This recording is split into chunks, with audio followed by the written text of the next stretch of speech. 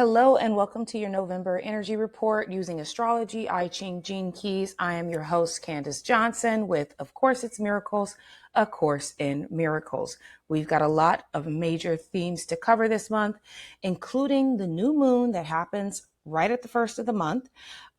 We've got Mars moving into Leo. We've got Pluto finally going back into Aquarius. We've got Saturn going direct. We've got a full moon in Taurus, and so much more to cover. Let's get into it. Again, if you don't know me, I'm Candace with Of Course It's Miracles, A Course in Miracles, and I read your energy report in a very unique way. Using a ton of symbology, I go into the astrology, the I Ching, the human design, and the gene keys, and sometimes the tarot, to break down the symbols so that you can live making the light choice, having the best month ever, and really delve into the healing that is necessary to do so. And now just a quick word from our sponsors. I'm looking to have a real conversation with you about your energy levels. Tell me, be real for a second. Think about it. How's the coffee working? You having multiple cups a day and you're still tired? Or those naps, are you waking up more exhausted than when you went to sleep? It's all about the energy in your cells. If you're looking to increase your natural energy so that you can move through your day with purpose without collapsing, you need to work on the energy in the cells, period. The energy in the cells are what's powering your body up. You're just a collection of cells, nothing more, nothing less. Billions and billions of cells. And those cells are battery packs. And those battery packs take information in, use the information that it can, and excretes what it cannot.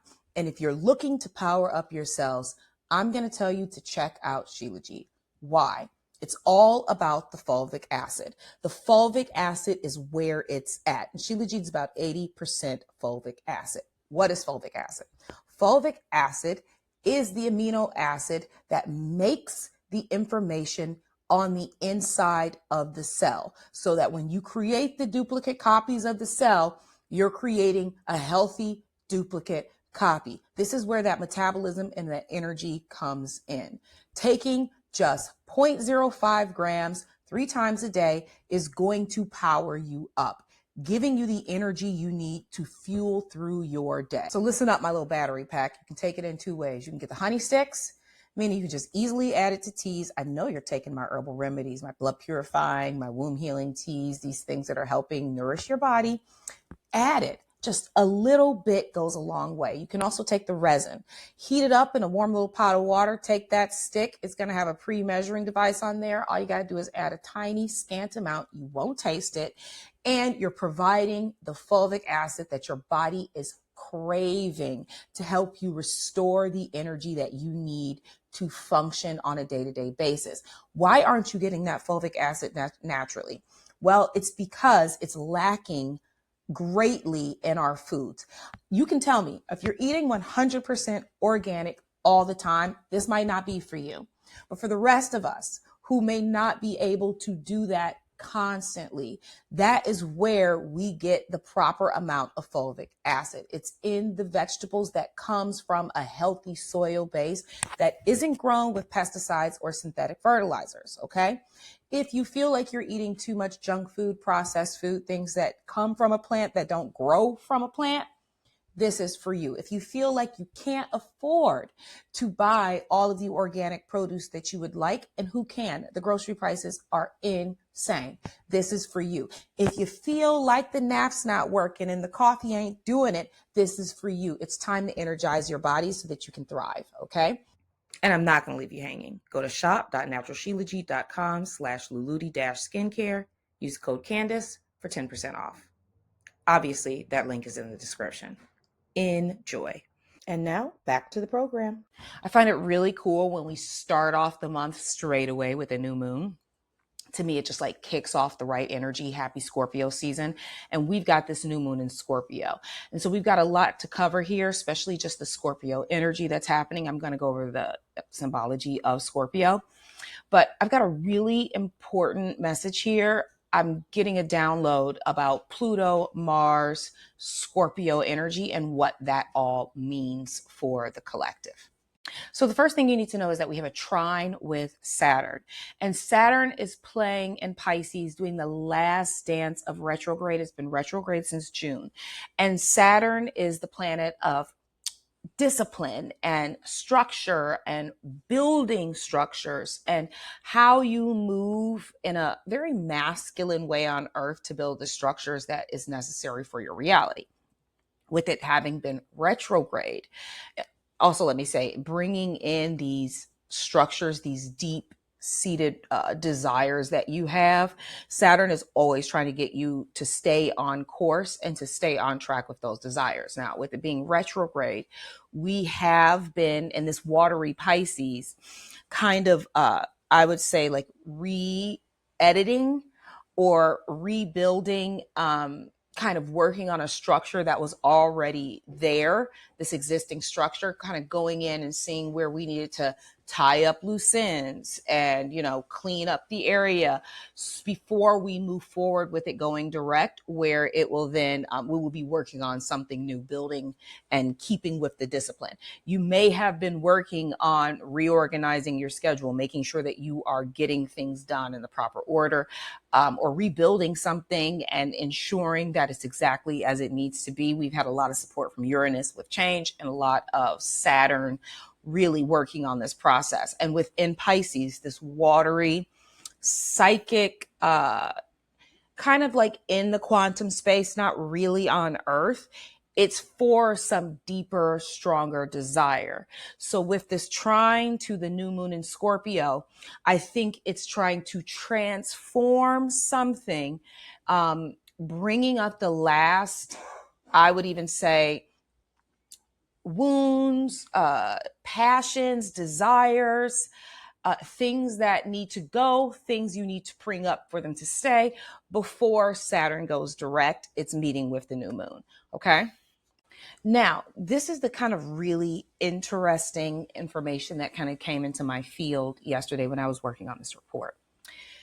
And it's got less to do with Saturn and it's got more to do with the new moon in Scorpio. So remember, the slower the movement of a planet, the larger the orbital field within time, right? The more that planet affects us on a giant level. It's almost like if you think of the slower moving planets that are outside of this orbit field, they're kind of like the major themes, and then it kind of pares down to being very specific to one person. This I'm talking about Pluto here, is a really big planet and a really big deal. Having gone direct in Capricorn last month and finally moving back into Aquarius, where it started out in Aquarius at the beginning of the year, it went retrograde back into Capricorn, kind of finishing up, tidying up the transformation there. And now it's finally going to be in Aquarius for the next 20 years.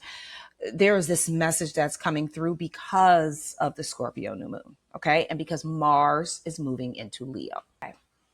So this is the message. Anyone born between November of 1983 all the way to November of 1995, November 10th to be exact. So November 5th, 1983, and these dates are on the screen if you're watching on YouTube, to November 10th, 1995. We are Scorpio Pluto babies.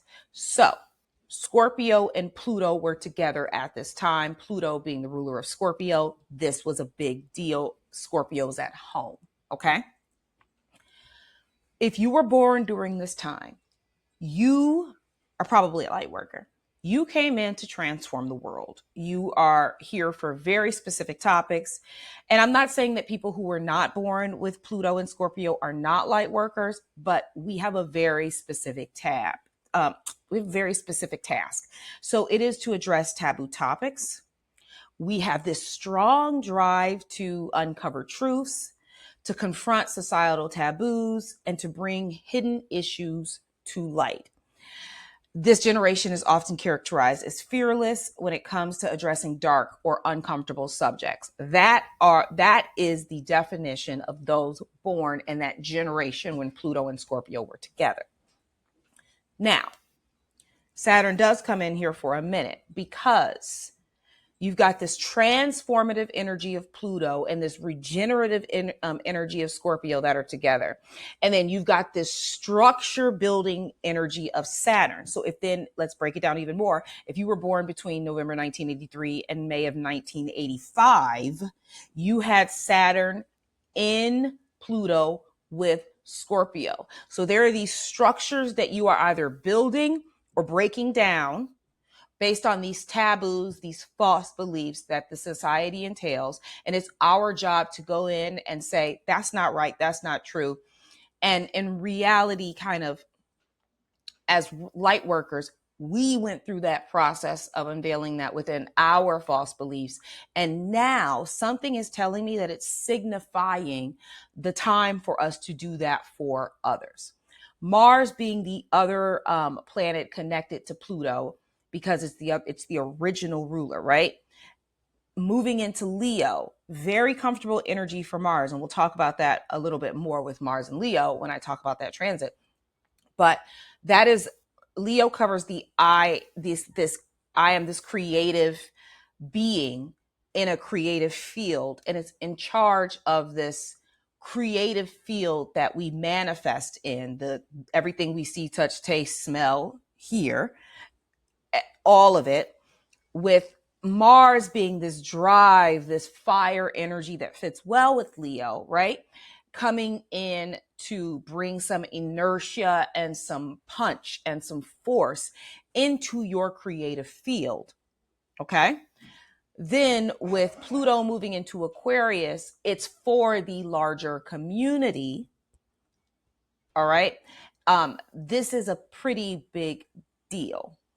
If you also had Saturn there with it going direct, the structure that you might be building, the idea that you might be bringing to reality to aid the collective in releasing their fears and their false beliefs, that building of that manifestation is now going to be, you're going to finish tidying up whatever needs to be tidying up, editing whatever needs to be edited, and going forward with building new structures and ideas to aid the collective in transformation. Okay. So this new moon is kind of this portal energy that's bringing in, I would say, more information into the field, and you put more information into that field of what you're trying to bring to pass.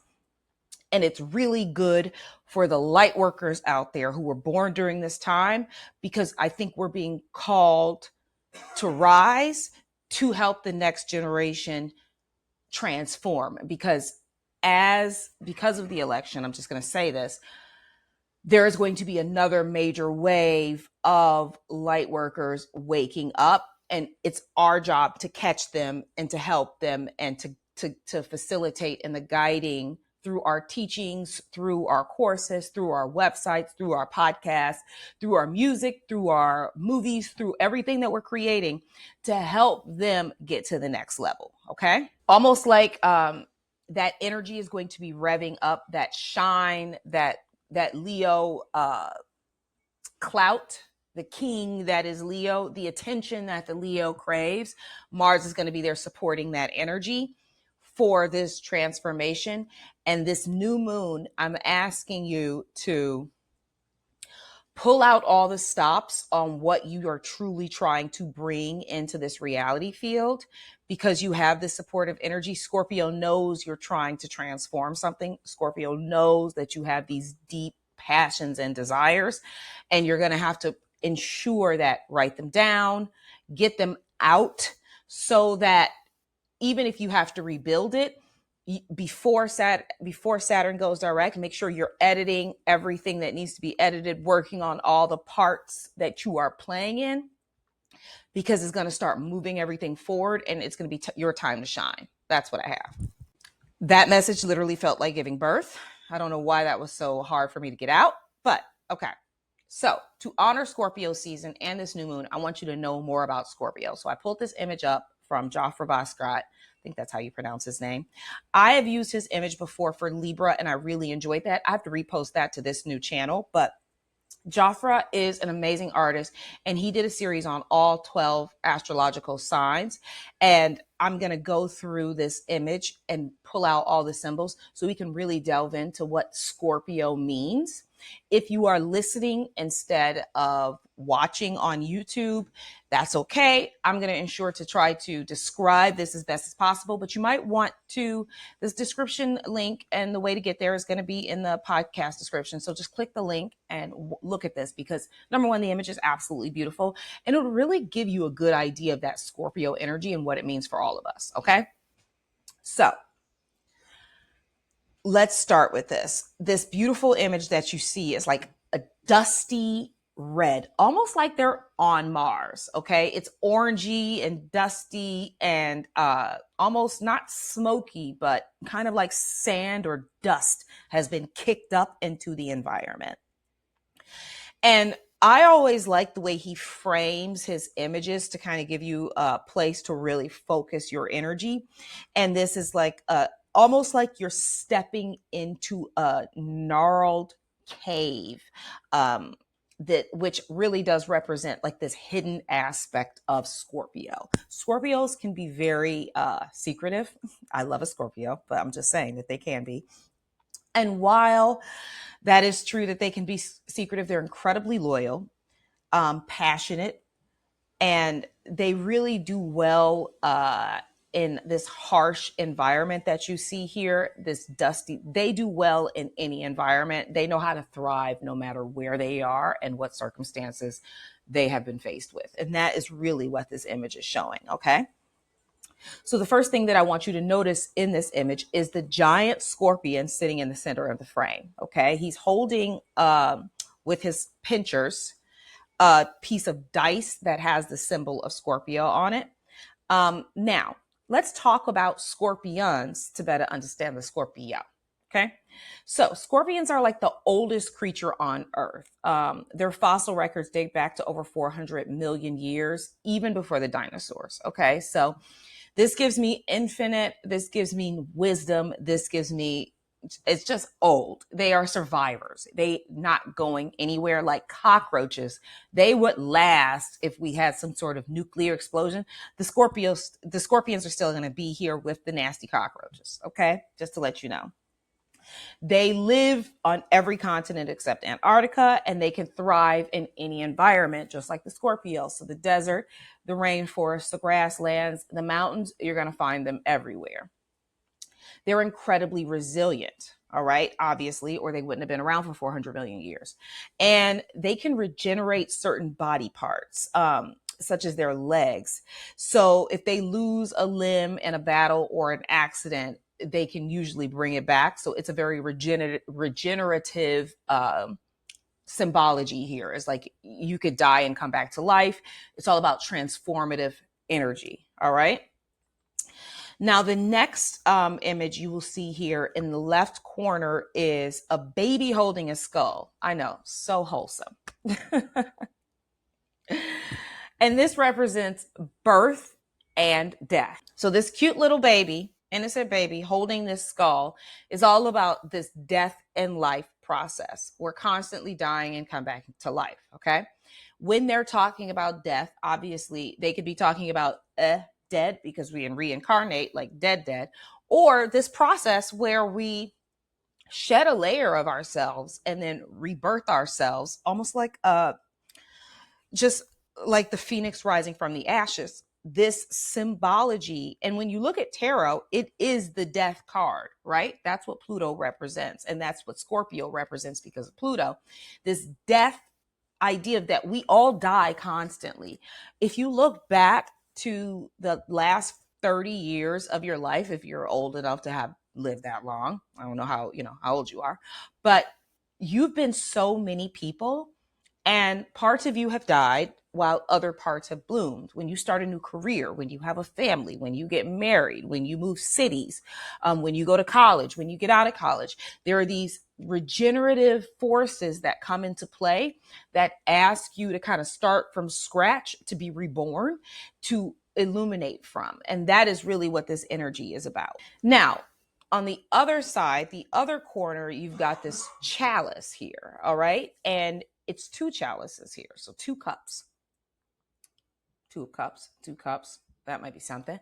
And then one of them has this beautiful orb of light in it, and the other one is spilt over. It has nothing in it. It's completely empty. Okay. So the chalice always represents eternal life, containment of life, thinking like this idea that if you were to put water in a container, the container is what holds the feminine energy. This is this masculine energy of life. This idea of emotions are connected to chalices and cups because this is the container that holds our emotions. Having a light in one of them and having nothing in one of them is just another way to symbolize life and death, this fullness, this emptiness that we all experience. And even just the idea of the emotional waves, sometimes you're really bright, sometimes you're really down. And that again is just like the life and the death process. Okay. When you have dark nights of the soul, for instance, that's a dying process. And then when you are back up at the pinnacle of your energy, when you feel great and joyous, that's a life process. And each of us are constantly fluctuating between those two places throughout our lifetime. Now, the top right section, you've got this snake wrapped around this cavern with a skull in his mouth. And you know that snake always, again, represents life, death, life, death, life, death. He's really trying to hone in on this transformative energy that is the scorpion. They are always about life, death. And if you think about it, the scorpion has to shed that hard shell for it to grow. Okay. You have to as well. So does the snake. They have got the only way that they are going to get bigger is if they reduce a layer of themselves, peel back the onion for growth to happen. And I think that this new moon energy is a lot about that. I think that there is something really special right now, even though there's so much chaos in the world, about seeing where you've been and where you're came from and where you're going with a sense of high gratitude, seeing what you've shed thus far to bring in something new, and maybe even seeing what you still need to shed to get to that growth and that elevation that you long for in this lifetime on your mission, right? And each of us have been going through those that are, no matter where you are in this journey, if you're a light worker or trying to just be more in the spirit, each of us have been trying our best to like release these traumas, to remove these false beliefs, to shed that weight so that we can illuminate as brightly as we can. And this energy is very supportive of that. Okay. So really think about how far you've come. When you focus in the essence of gratitude, instead of trying to peel the layers off aggressively, they start revealing themselves to you naturally, and the process happens more gently than when you go in looking for a booger, as they say, as like, well, what's wrong with me? What do I have to fix about myself? The Scorpio doesn't say, what's wrong with me? I'm ready to grow. Let me just rip this shell off my body. No, that process happens quite naturally. You don't really have to do much. Okay. The snake is not like, let me take this skin off so I can get bigger. No, it sheds naturally. That time comes where he starts getting dry and he has to rub himself up against rocks, and it just happens. Allow these processes to naturally unfold, because when you try to do it yourself, you're actually moving in resistance, and you can't force the transformation. It doesn't work like that. This is a cool image. On the other side of the scorpion, you have a knight and a dragon fighting. Dragon, very much like serpent. Okay. Knight representing, the idea that you are constantly, you slay the dragon. When you transform, when you crawl yourself out of that dark night of the soul, you actually are slaying the dragon. But there's always another dragon. There's always a knight and there's always a dragon, and there always will be a dragon, right? And you need that dragon to have something to slay to continue to evolve. So they kind of work together, even though they seem like they're always battling. Something else to think about when it comes to the knight and the dragon is this idea of being able to save yourself. There is no princess in this photo, obviously, even though that's something that usually comes up in fairy tales, is that he's slaying the dragon because this dragon has been holding some princess hostage for centuries and somebody has to come save her. There's no princess in this. You are the knight. It doesn't matter if you're a man or a woman, okay? You are the knight. And there is a message that came through the other day for me about the idea of saving yourself and how glorifying it is, and what source would really love you would come and save you every time you got into trouble. That's not love, because then you would never learn how to do it for yourself, and it would keep you crippled, and it would be an insult to your intelligence, your greatness, your energy, your creativity, and everything that you already are. Okay. And I had this image of me drowning in a pool of water, and source being, or the most high being, on the edge of the pool of this water and looking at me and saying, stand up. And then I stand up and the water is at my knees. I thought I was really drowning, and now he could have, source, all of it could have jumped in the water and pretended like I was drowning and dragged me up and stood me up, and I would have felt like a fool because I could have saved myself. And then this wave of gratitude came over to me of like, when you save yourself, when you slay that dragon, you feel so proud, and you have this extra layer of just gratitude, and not ego, but like, I can do anything. And that's a feeling we all deserve to have, right? Feeling like you can conquer the world. That's a feeling we all deserve to have. And if we keep thinking that someone else is going to save us, we will never be able to experience the joy and the pride and the gratitude and the thankfulness and just the oomph of having crawled ourselves out the damn hole and stood up and said, I did it. Okay. Anyone who's been married for a long time knows it's after those rough moments that you look over at your partner and you say, if you make it through those, right? We did it. And you have this other layer of respect there. Anyone who's been in a financial hardship, who's had to scrimp and save and hustle and really navigate this field, when they get to the other side of that, even if they just start getting comfortable with the hustle, they say, I did that. And that is the slaying of the dragon, which is why we all need it in our lives. So while it might feel like, I've been going through hard times, it's a transformative energy that's meant to rise you up. And we all need to remember that. Anyone who has come here to change the world, anyone who has come here to serve, anyone who wants to be in the light worker arena, anyone who sees the world as it truly is, has had to go through a transformative experience to get there. You cannot raise another person up without the experience of having gone through it yourself. So you need to pat yourself on the back, because I know it took some grit for you to get here, and it wasn't a joke. It wasn't easy. The climb was hard.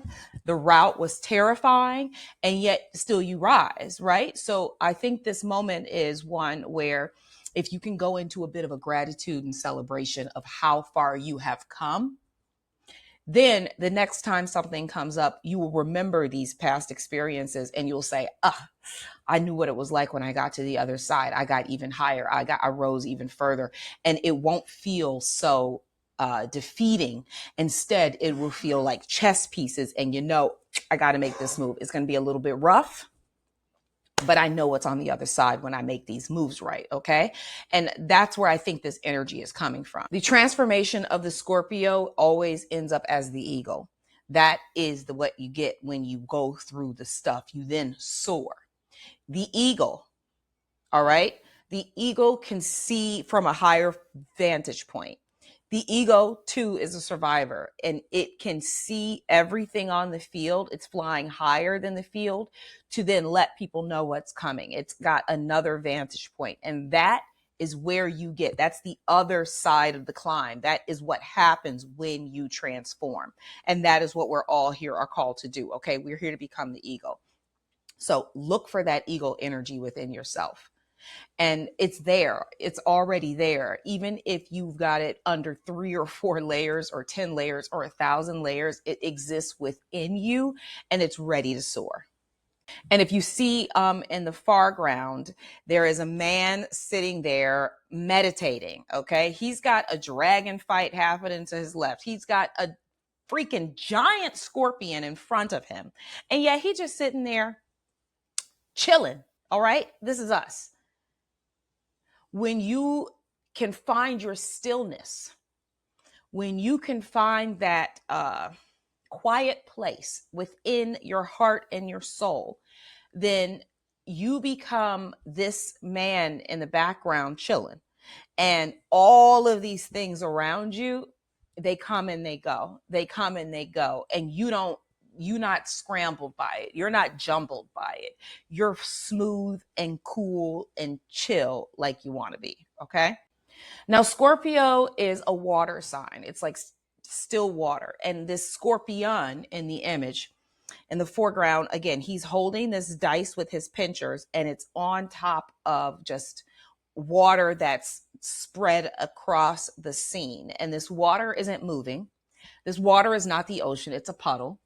It's a reflective puddle. Okay. This dice represents life.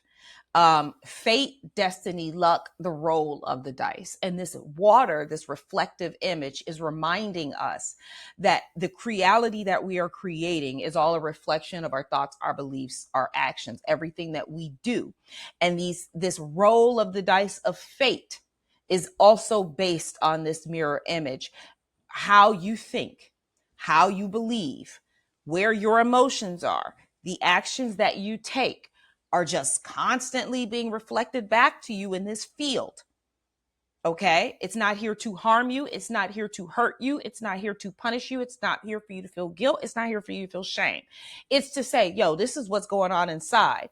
And then your job is to edit based on that information. That's not who I want to be. I want to be this person. Edit it. That's not how I want to feel. I want to feel like this. Edit it. This isn't how I want to believe. I want to believe this. Edit it. And that is what that reflection is there to do. Now, this still water reflection is what we are going to be facing all month. Okay. And it serves as a mirror of everything that's going on inside. Everything you see in your reality field, everything that you can see on television, everything that you think is chaos that's happening outside of you, there is something innate within us that is causing it to happen. Irregardless if you think you're on the right side or the wrong side, this chaos is internal and it is collective, and it is our job to change it. No one is going to come in and save us. Again, I'm going to say this, but the reflections that we see, instead of attacking, it's our job to go inside and say, I don't want the world to be with chaos. I find my peace and my whole world turns to peace. And when my whole world turns to peace, I help the world go towards peace. But you can't be mad at the reflection. You can't be angry or fearful of the reflection, because those are just fears that exist within you. With all of us. This isn't a you thing. This isn't a them thing. It's a everyone thing. And until we clean up the inside, we will continue to experience the chaos on the outside, because we are in a state of transformation and purging. And the only way to get it out is to know that it's in there. The only way to change it is to see it and to know that it exists. So if you're feeling a lot of fear right now, if you're feeling a lot of doubt in the world, if you're feeling like the world is a crazy place, go inside and see where those fears and those doubts and that craziness in you is causing this portion of the world to feel like that, because it's within each of us. And that is what this stillness, this stagnant water is here to do. It is to bring up this information so that we can alchemize it into light and transform it. So you need to know what chaos is currently there. Thank the chaos for being there so that you can alchemize. In the top tiny right 2 corners, you've got these symbols. They're called sigils. And these are planetary sigils for Mars. Crazy. I was just scrolling on Pinterest yesterday after I had done this. I cannot figure out what these sigils were. Popped up right on my Pinterest feed. I couldn't believe it. Okay. Sigils of the planet Mars. All right.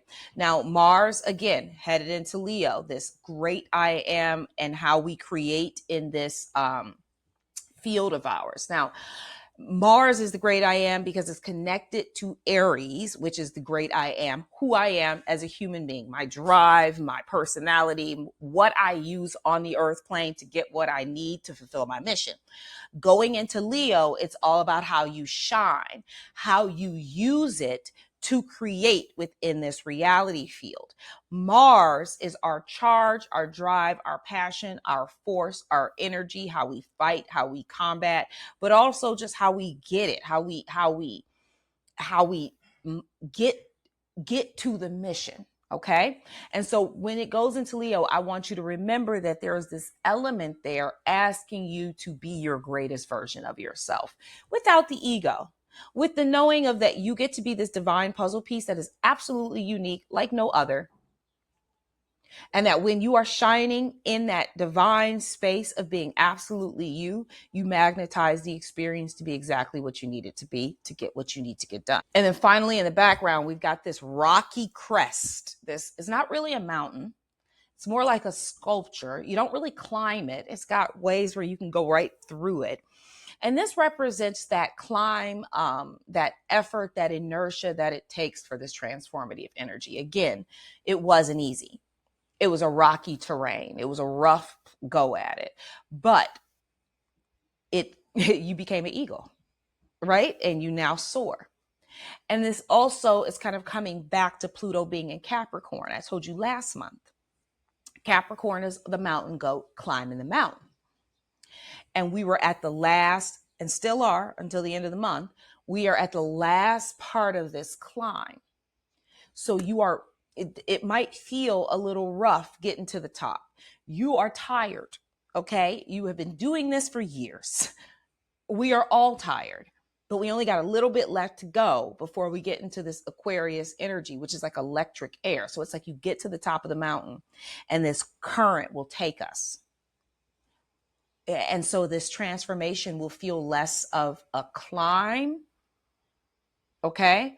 And I think that current is like, the layers are going to shed naturally. We've done the hard parts and the hard part is almost over. All right. So that's that new moon, new moon. That's what I got for you. That's what I want you to think about as you go through the month. That's what kicks us off. We only on the 1st. Okay. That took up a lot of time on purpose because I thought it was so important. Now, on November 3rd, Mercury moves into Sagittarius. Now, it's conjunct the moon. So the mind, that's Mercury, right? Your walkie-talkie to source, your higher self, God. It's the bridge between the soul and the human and how you learn how to speak from your higher space, and all the information you get from your higher space is sitting with your emotions in Sagittarius. Sagittarius, fire sign, all about learning how to perfect the aim, shoot the arrow, land the target. Okay. It's a very warrior-esque sign. It's a get it, go get it, go get it. Sagittarius are all about going and get it. They don't even want to look at any other facts. They don't even do the rest of the work. They're trying to get to the target. All right. But to properly do that, there's a slowing down that needs to happen, a breathing in, a breathing out, a pulling back of the archery bow, and a releasing right at the right moment. That is what's going to be happening in your mind. That is going to be happening with your emotions. I think there's going to be new information coming into you about how to achieve your goals on this day. So stay with it. Okay. It's sextiling the South Node. So it's all about knowing your South Node is kind of where the stuff you came in with, you don't really need for this reality. You know how to do it already. Where you need to lean away from, it's got a really good connection to that. So it's saying, you know what you don't need to do. With the sextiling Pluto, it's saying, you know what you need to do to transform. Trining Mars, you're going to have the energy and the drive in the mind to do it. Opposing Uranus, it's going to be a lot of change. You might still need to change something. Saturn hasn't moved forward yet, still to get to your goals and your dreams. But it is trining also Neptune in the North Node. So we've got these really yummy trines and sextiles ready for you to transform, thinking about your deepest dreams and what you need to fulfill, giving you the drive to go after it, making sure you're not going in the wrong direction, opposing this big change on Earth that still needs to happen. I think that's going to really give you a good way to edit. You'll see what's not working and your emotions will get behind it, and the thoughts and the channel will be coming to you to let you know exactly what needs to get done for that to happen. On November 12th, Venus moves into Capricorn. Now, Pluto still in Capricorn, last degree. Venus just got into Capricorn, first degree. It's like, if you think of it as a line of energy, Venus has come in to start harmonizing and beautifying this mountain that Pluto just transformed. That's what I get with this. So imagine you went into the room and you changed everything about it. Okay? You ripped things apart. You got into this transformative energy. And now here comes Venus to harmonize that transformation, to sweep through this sign and clean up the work that you've done. Remember, time's not real. It's not being cleaned up as you transform it. Sometimes you got to rip that shit apart. And then now Venus is coming in to beautify it. Okay. It's squaring the South Node. So as that harmony energy comes in, ensure that you don't go towards the direction of where you've been. Don't be a people pleaser. This isn't about it's like going against itself. With the squaring Libra, with the South Node being in Libra, that's the home of Venus. Don't go towards what you're comfortable with. All right. It's also squaring the South and the North Nodes. So and Venus. So it's going to be, there's going to be some uncomfortableness around the dream and what you really came here to do and how you're meant to do it. But with it sextiling Pluto, trust that the transformation is going in the right direction. Okay? Trust the process of the harmonizing, because sometimes to make something beautiful, it's got to get a little bit ugly. If I were to come into a room and there were a ton of marbles on the floor, all right, as Venus, my job is to put them in a beautiful form. And if I'm trying to put them in a beautiful form, I got to start with one marble and another marble and another marble. At the beginning, you're going to be like, what is that? What is this? Doesn't look right. Give it time. And Venus moves quickly, but know that that's the feeling that's going to come up. Let's dive deeper into this. Oh, okay. So Venus will be at 1 degree Capricorn, and this is connected to the gate 10 in Human Design, I Ching, and Gene Keys. Okay. And this is the gate of the behavior of the self. And really what it comes down to is learning true self-love. Very interesting. I had a dream about this the other day, which is so funny. And in the dream, I'm not going to go over the whole thing, but there was a bull there, which always represents like Taurus, and Venus, the ruler of Taurus. So this is funny, which is why I'm sharing it, because it came up like this. And this bull, there were 2 cows there, but this bull started attacking me. And as it was attacking me, I went in to fight. And then I heard the words around me, surrender. And so I just released and let it be. And the fight naturally dissipated, like dissipated. It just went away. Now, true love is not an act. True love. Self-love is not an act. It's not a bath. It's not a skincare routine, as much as I'd like to think so, because I own a skincare company. It's not act doing something. That can become the shadow, which is self-obsession. It's a natural release and surrender to being your authentic self and allowing the trueness of you to resonate effortlessly. Okay. So imagine you've got this idea of this effortless transformation that it's asking you to partake in, a surrendering of who you truly are without any work, allowing yourself to resonate without any action. Okay. Coming into this platform of Capricorn where you have just transformed. And so there is this level of asking you to allow the transformation to take place without the effort of thinking you have to do something for it to honestly occur. So really, it's about being your natural self, and it's just about being. And I think that it is squaring the North and the South node and the moon, by the way, because emotionally, as a society, we have a hard time being ourselves, and we think we have to do something. We think we have to heal. We think we have to ascend. We think we have to transcend. When we surrender, that all is allowed to occur naturally, and it doesn't require the effort. Remember the snake transforming and the Scorpio transforming? That shell, they don't get to decide how it comes off. They just know it's coming off, and then they move in a way. They rest and they allow this transition to happen naturally. And then their beautiful shell, then this new one grows in on its own, in its own harmonious way. Surrender. Okay. Surrender to the transformation that is taking place. That's all I have in that regard. That's all you can really do. Okay. Surrender doesn't mean give up. Surrender is an energy. And if I were to tell you what that energy feels like, if you could go into your body and release the hold your soul has on your body. And when you do that, there is an opening that occurs. And that is surrender. It opens up the field. And it's either you have this tense energy that feels like it's holding on to something, like you're attaching yourself to your body or you're attaching yourself to an idea.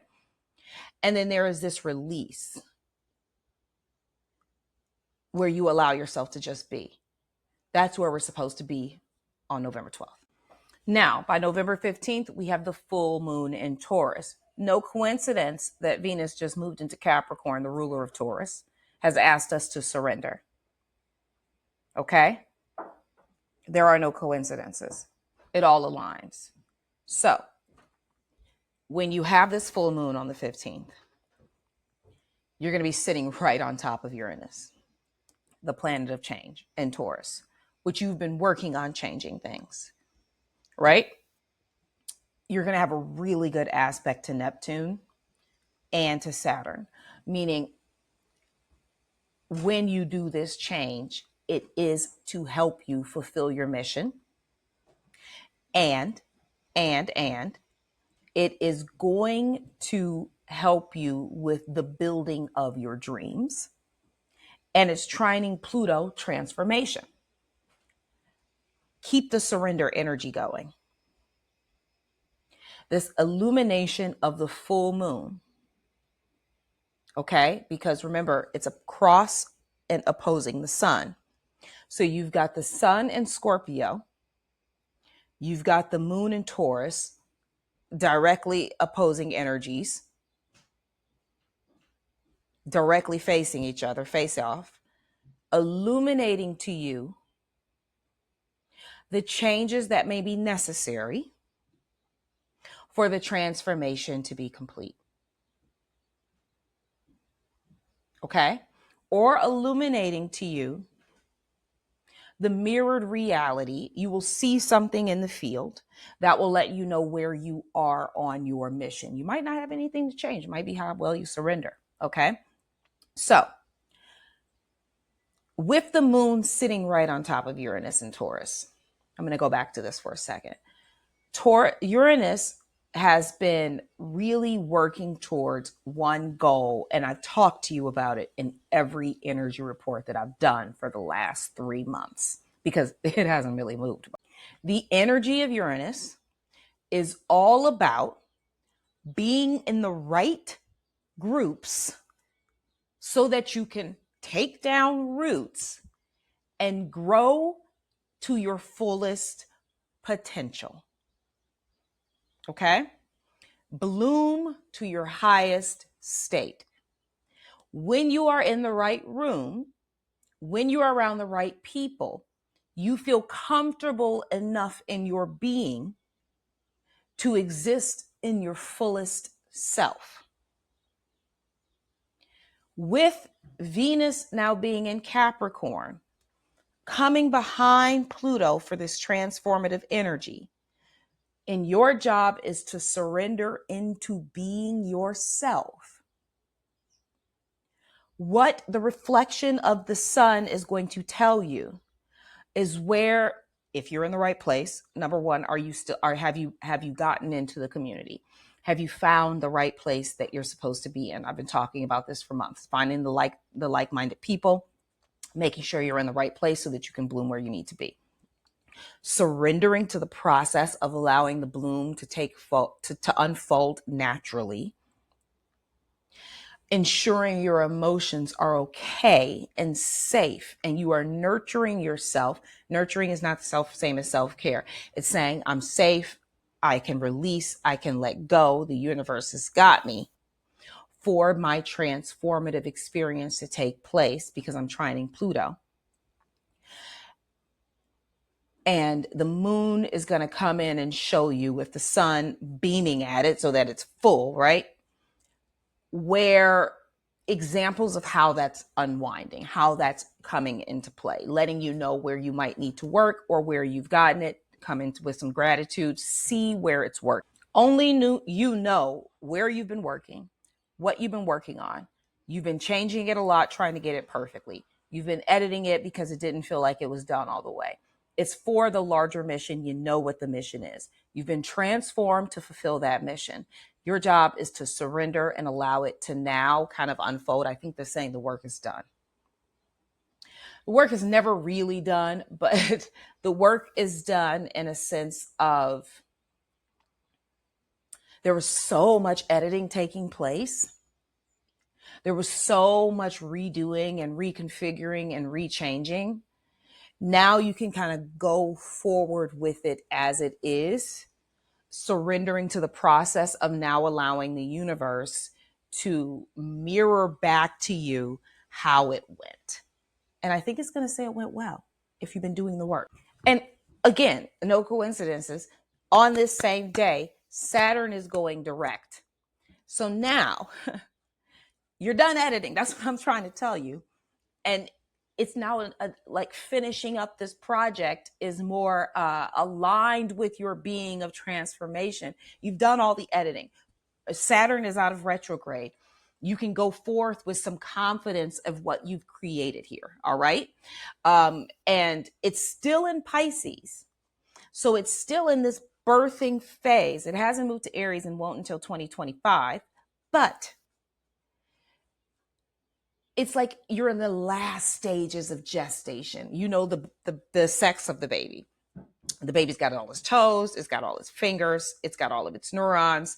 It's finalizing everything. The baby is weighty. You might not be able to drive. You can't touch your toes. It's here, it's big, it's ready, it's about to be birthed. You've done the work. The editing is done. Now just move forward. All of this happening with the full moon, Taurus, Saturn going direct, really good trine to Saturn. That is, I think it couldn't get any better. Now, Saturn will be in shadow for a bit. And the next day, it's going to be squaring Jupiter and it's going to be squaring Mercury. You might not get all of the channeling that you want about it. I think you should just surrender to the process and let it be. You might have a place where you're still trying to expand it. And I think it's telling you to leave it as it is and work on it as it is for a minute. And there's this place of like, the work is never, ever really going to be done. But every now and then you kind of have to pause and breathe and let it sit as it is and ferment and grow and do all of the things before you keep moving forward with it. Give it some time to gestate. Give it some time to, in our house, when you're eating like a pot of beans the next day and the flavors have started to marry, we call it gazenta. Give it some time to gazenta, where everything kind of marries together and works. It's almost like there's this energy of like, when you're pushing out information into the field, information isn't coming in. It's like you can either push out or allow in. Allow in more information in this time and just sit with what you've created. On November 20th, Pluto is finally going into Aquarius. We have been waiting for this. This is the big one. This is what we needed. Aquarius is all about community, no longer about the self. There is a transformation that happened with the climb of the self. We've reached the peak of Mount Everest. Now we're going to grab onto this electric energy, this electric air energy that is all about the greater community. It's all about the other. It's all about that rebel energy. It's all about communication, wireless communication, electricity, technology. This is going to be a very innovative time for the next 18 to 20 years. Don't quote me on the time. This is the energy that we're going to be dealing with. Okay. We have been waiting for this. Pluto has been in Capricorn since Obama became president. It's been years since this energy has been here. It is time for something new to come into the field. I will have a full Pluto report for you this month. I was waiting for it to move into Aquarius before I did that, where I cover all of the signs and the houses. The only thing that you need to think about is this transformative energy. You can have a moment to breathe. That climb was hard. Okay. Something happened in the environment. Something happened. This is a generational planet. And now that we've reached the peak of that mountain, we have all of this information in the skies, all of this knowledge. It's just like, it's almost like an ascension. And now from here, we are going to know new information. We kind of have to wait to see how it unfolds. I talked about Pluto last month. I'm going to be talking about Pluto to the end of my days, but I will be covering this more in depth come next month. But I do want to say something about this energy. One, it is sitting opposite of Mars and the moon. So our emotions and our drive, it's going to have to really get used to being out of Capricorn and into Aquarius, okay? Because it's going to be very new energy. I could see that being just like the way that it is.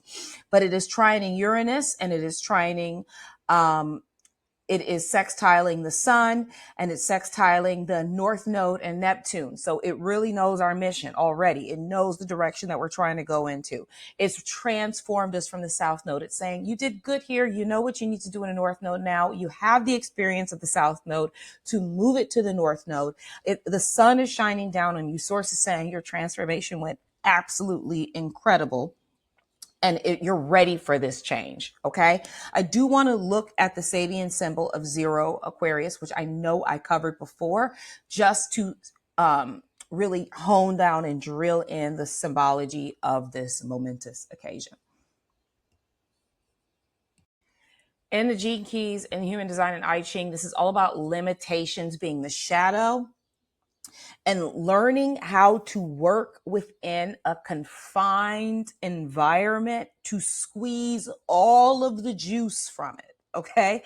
That is really the symbology here. It's like when you learn how to be broke, it's easier for you to be rich, and you do more with the money that you have when you're rich. But you got to know how to work with a limited budget before sometimes that budget expands. That's the energy. And it's coming to this sort of realism and realizing what justice truly is. It's not these ridiculous laws that confine us. Justice truly is living with truth and love.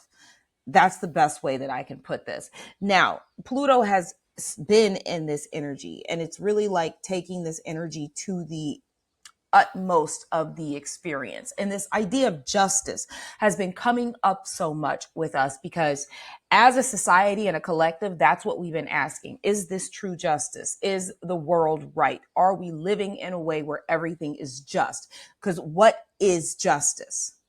I want to read you something from the Gene Keys because I think that is going to better help you understand, because we think of justice as a very 3D idea of something that is like punishment or reward. It's not that at all, okay?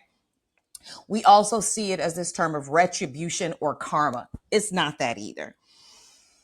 It's more about this. The 60th Siddhi really does represent Judgment Day. It is the end of our illusions of right and wrong, good and bad, fair and unfair.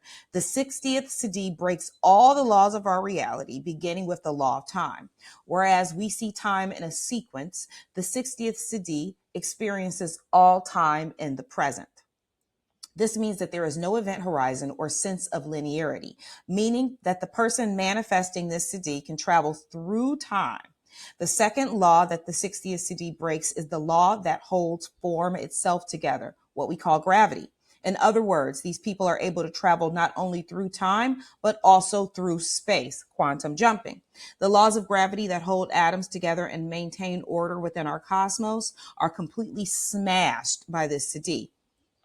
Our popular mythologies contain many stories of eyewitness accounts of people flying or being from other worlds coming to Earth. Some of the accounts may be taken from manifestations of the 60th Siddhi. Many of the great esoteric schools, among them the Tibetan, the Taoist, and the Egyptian, have detailed accounts of masters who attain the body of light or the rainbow body. These are the examples where the laws that govern our world of form have been broken, and this manifests through the mutation of the physical vessel of the body. And I'm going to skip forward. At the collective level, the 60th Siddhi will be one of the very last Siddhis to dawn. This is why we have always interpreted it as Judgment Day. When the 60th Siddhi begins to ignite in multiple beings, it will be the ending of the world as we know it. Everything will indeed be revealed in its true sense. The laws that hold together the earth will crack, and our planet will be a chariot of light. The true collective Merkaba in the earth itself, the spirit of Gaia. When the earth disappears, it will do so suddenly, and all the cells that have held the consciousness of that earth will disappear. Now, this isn't truly about judgment days. It's about evolution. And that is what the 60th Siddhi, true justice, is, to have transgressed these monumental moments. Almost like this idea that when you squeeze something so much, it has no place but good to go. So it has to like expand back out. When you feel the limitations, it's meant for you to fight against them and this isn't through having to literally fight. It's almost like a surrender alchemizes the experience, and you expand irregardless. You transform no matter what, always coming full circle. That is Pluto going into Aquarius, just a tiny little bit. And like I said last month, there's something with Pluto, this idea that there are people at the top and then there's the village at the bottom. And as we have transgressed this mountain and transformed up to the top of this peak, all of the information will be falling down to earth, and we will know more about reality than we have known currently. And that is the energy that we are about to partake in. And these, what seems like chaotic moments, are the stage allowing this new information and this transformation to take place. It needs to be this chaos, because all form comes from chaos before it can go back into order again. Now, by November 22nd, Sun is out of water, out of Scorpio, straight into Sagittarius, the warrior energy. It's time for you to mount the horse, grab the bow, grab the arrow, and go out and start hitting those targets. You've built it. You've transformed it. You've surrendered to who you are authentically. You have this Mars Leo drive to get you out there to go get it. It's going to be time for you to start landing those targets. Now, when the sun moves in, we will have some trying aspects. So you're going to have an opposition to Uranus. You might not necessarily see the changes that you think you need to see to keep moving forward and to keep hitting those targets. Those changes will come into play. Don't look at that. You know that change takes a little bit because of time, right? And that your job is to keep moving forward. Your emotions might feel like, I don't know exactly what I'm doing yet. Trust your intuition. It knows exactly where to lead you. You've done all this stuff. Don't think you haven't done it, even if it doesn't feel like that on that day. Okay?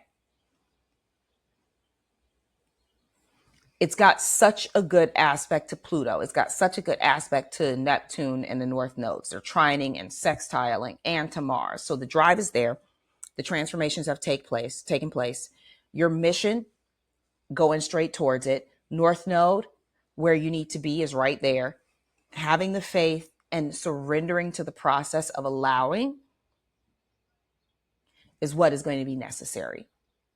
And you've got the whole month to do this, even if you want to pause on the 22nd to recalibrate where your emotions are.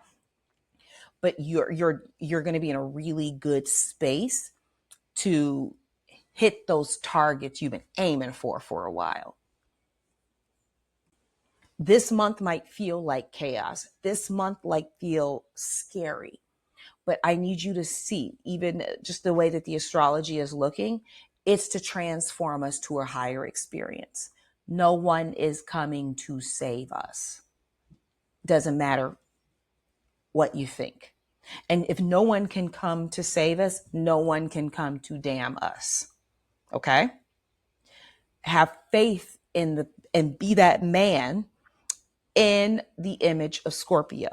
You're sitting there on the ground. It doesn't matter what's going on around you. You know who you are. You have surrendered to the I am. You have surrendered to the self-love place of allowing yourself to authentically shine. And that process is so alchemical. It's so powerful that it can magnify everything in the field. And then all of a sudden you're going to look over and someone's going to see that you're chilling. You're not panicking, and you're not going with the guilt, and you're not going with the shame, and you're not going with the fear, and you're not going with the doom. And you're going to inspire them to find their peace. And it's going to inspire someone else to find their peace. And this is going to inspire someone else to find their peace. And this is how we change the world. It's when we change ourselves and we seek our inner harmony. And we say, I don't care what's going on in the world. I deserve to feel harmonious. I deserve to feel abundant. I deserve to feel the love. I deserve to have peace. I deserve to feel safe. And I'm just going to do that because nothing can keep me from that space. You inspire another person to say the exact same thing to themselves. And that is how we change the world. Okay? So, if you can hold space for the idea that the fears that are present in the environment need to be alchemized from within, and that they are not real, and that they aren't serving you to participate in them, and that everything is happening for a higher good, irregardless of how it might seem. And that you're going to be good either way because you wouldn't choose any other way. And that whatever needs to unfold will unfold for the greater good, for the community, the Pluto and Aquarius, for the all. And you be that man chilling, you're going to be set. That's what I ask for all. That is what I think, I believe, I know is the point of the mission. We've got to learn how to release ourselves from the chaotic field, how to release ourselves from the social media, how to release ourselves from the fear, how to release ourselves from the back and forth, how to release ourselves from the divisive nature, and be the change we want to see in the world. And with that, this is where I leave you. I have a lot of excellent things coming. If you haven't noticed, I've changed things around here a lot. Obviously, there's a new channel. There's a new website. There's going to be some giveaways coming. When you subscribe, The course is coming, everything. I'm doing the same work. I'm editing it, I'm changing it, I'm expanding it, I'm growing it, I'm moving it so that you have a place to go. If you are just now waking up, if you need to know more about manifesting, if you need to understand the reality that you exist in, if you're trying to raise that energy level so that you can ascend to the next level, so that you can do all the fun stuff like talk to your guides and channel, all of that, that is my purpose here and what I am working on to get to you so that you have a place where you can feel safe, nurtured, educated, so that you can go out and get it. Okay. Thank you. I hope you guys have a good month. I've got a lot of good stuff coming. You will be getting a Pluto report. I've been waiting for it to move. I didn't want to do it when it went direct. I wanted to do it when it got into Aquarius. And the next big post on here is going to be what is death? I'm going to talk about that. Keep your head up. Don't fall into the game of fear. It's how they can control us. Be the man in the picture. I want to see y'all meditating, finding your quiet spot, finding the light inside of you so that it can shine brightly in the world. Have a fabulous day.